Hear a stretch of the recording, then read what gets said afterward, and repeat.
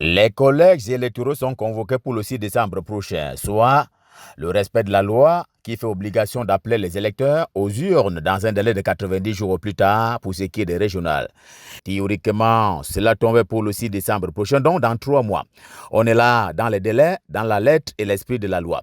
Le cadrage et du code électoral, respect également de la parole de Paul Biya, aux sorties des élections locales de février 2020, c'est-à-dire les élections législatives et municipales. Lorsqu'il indiquait la tenue des dites élections pour aller jusqu'au bout du processus institutionnel, on va dire obligatoirement. En contexte, la convocation des collèges électoraux intervient alors que s'estompe peu à peu la crise sanitaire, la COVID-19.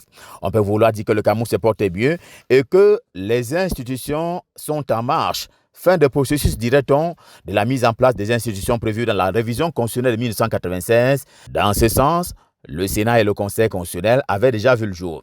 Le président camerounais fait désormais plus de 30 ans après que la loi se soit revêtue. Le reproche n'aura pas lieu. On revendiquerait tactiquement le règlement du problème du MRC, le Mouvement pour la Renaissance du Cameroun, qui se rend hors jeu, faute des conseillers municipaux.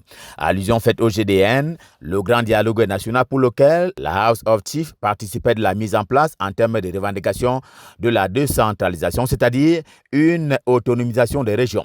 Cette volonté de construire et de mettre en place des résolutions.